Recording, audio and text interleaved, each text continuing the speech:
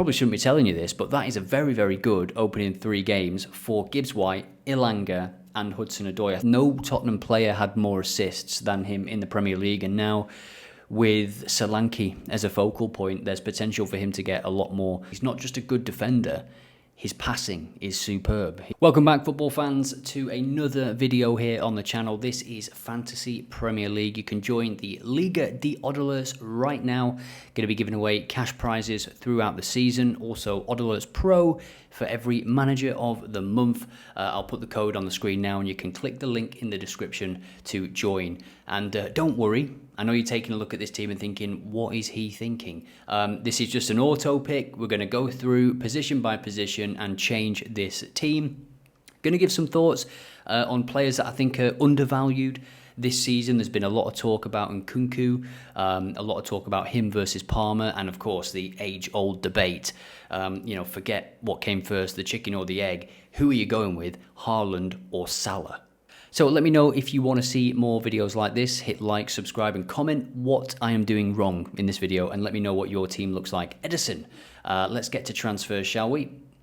So Raya and Edison, I mean, it was an auto pick. It picked 2 of the best keepers in the league, but the one I'm going to go for, I think Newcastle are going to have a much better season defensively, and I'm going to go with Nick Pope at 5 million. I think that's a 0.5 million increase, is it? Calafiori, he's out. Trippier is an interesting one. Livramento is surely going to play more games this season. Trippier, there was rumours that he was going to leave. Kyle Walker, all of these players that were at the Euros as well. It's going to be interesting to see how they come back, when they come back. So I've just cleared out all the defence, and I'm going to stick with Newcastle because I actually want Lewis Hall in there. I think he's going to have a big season. Botman is still injured, so you're probably going to get some decent minutes for Dan Burn as well, who is, let's see how many people have got him, 18.6% of all teams at the moment as I record this, with just 2 days to go before the season starts, whereas Lewis Hall, 3%, and I think Lewis Hall will be the starting left-back. I think Dan Burn's likely to play in the middle, certainly at the start of the season with both Lascelles and Botman out at the moment. So let me just clear the rest of the team. Let's definitely take Nicholas Jackson out. Savio looked okay, didn't he? Look like an exciting player in his debut on the Community Shield. I'm sure if there's some Spanish fans in the comments can let us know what he is like on a weekly basis. He played very well for Girona by all accounts, although I can't say I watched much of him. So I'm going to jump around a bit here because there is a player that I want to add, and we are going to go to this one for Brighton. And I just wanted to get him in because I want to just speak about him a little bit. There he is, Yankuba Minter.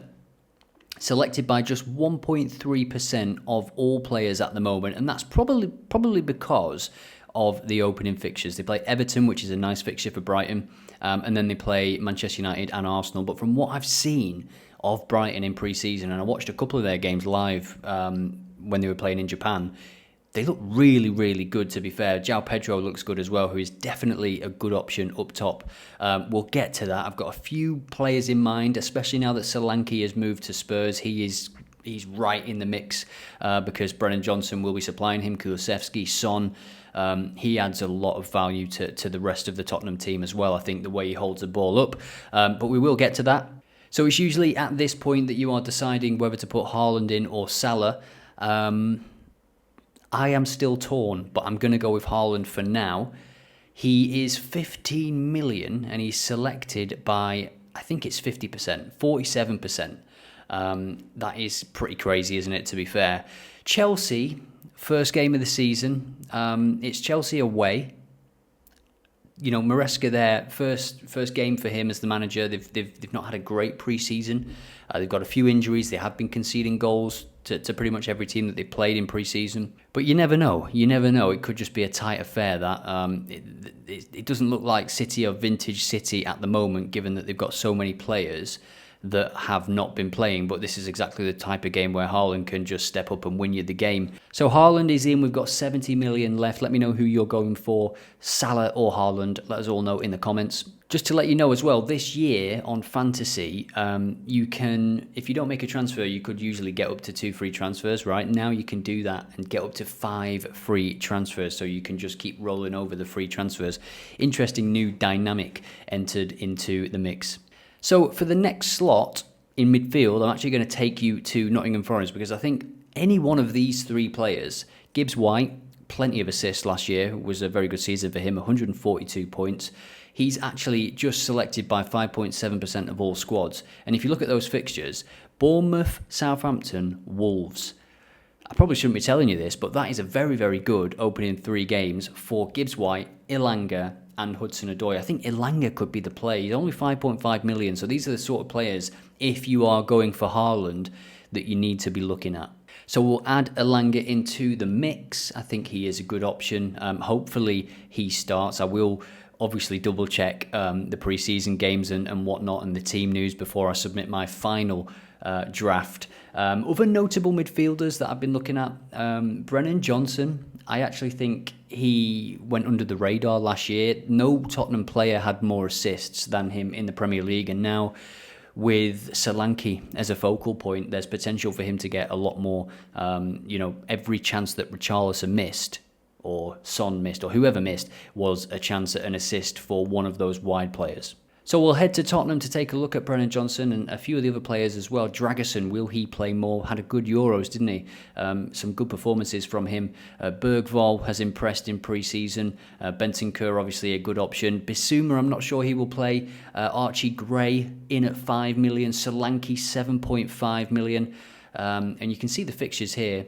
They've got Leicester, Everton, and then Newcastle. So for those first 2 fixtures, are you going to go with someone from Tottenham? Will Solanke hit the ground running? Will he start? You can see Brennan Johnson there. Only Son getting more points. Son at 10, I think is pretty expensive.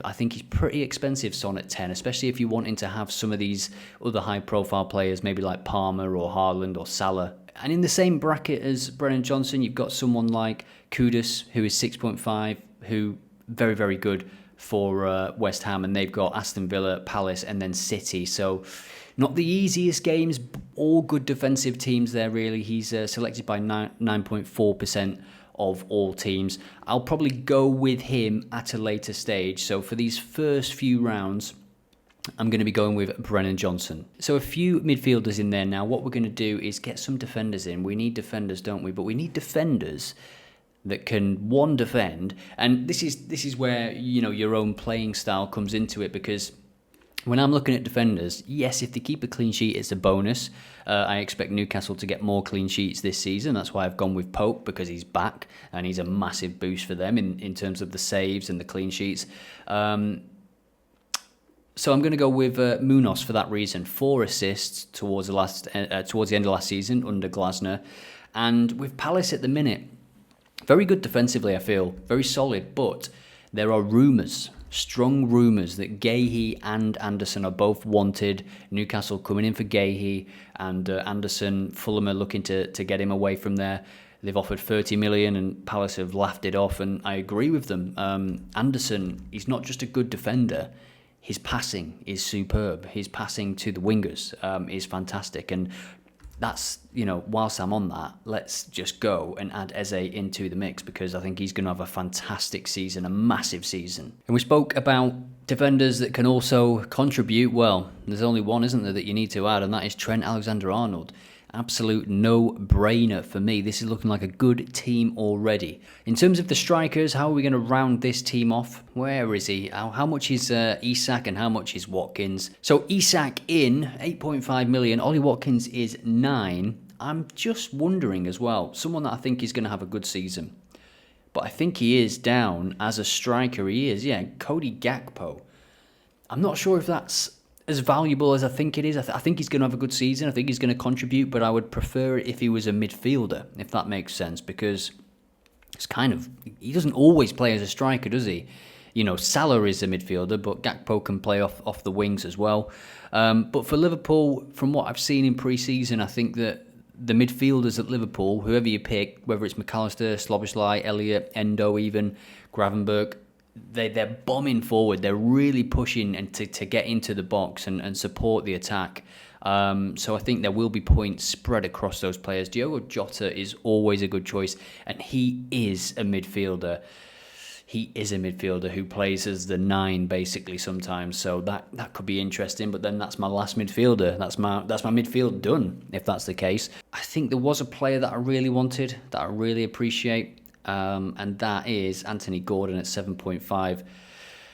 So now we have 15.5 for 3 players, if this is what I'm going to go with. I mean, 7.5 for Gakpo, or we could, again, this team might change by the time the season comes around. Solanke, I'm going to go with Solanke. I'm going to bet that he does start this game and he does hit the ground running for Tottenham and for Ange Postecoglou. I think they've been missing a focal point for so long. Now we still have 15.5 million. I've just realised I've got no Arsenal players and I've only got 1 City player.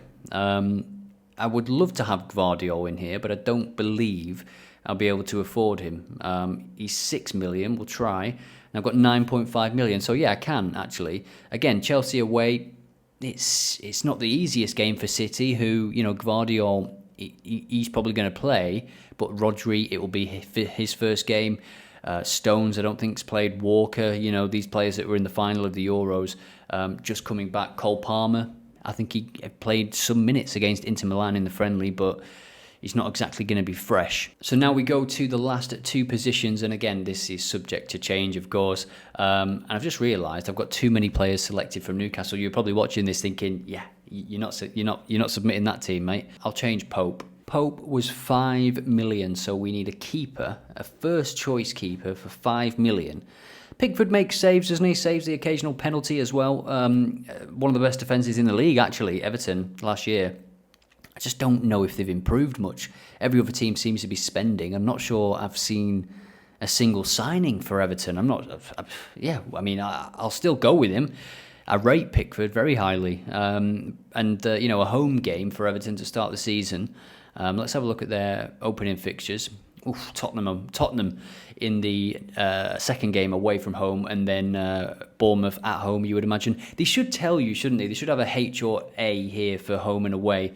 Pickford selected by 17% of teams, as you would expect. Maatsen comes in as my final outfield player. He'll probably be on the bench for me at the start, just to see how Villa start and how he fits into that team. There's no doubt about it. If Emery can get him playing and bombing down that wing and cutting inside and just affecting the game, then he is going to get assists. No doubt about that, and he is going to contribute.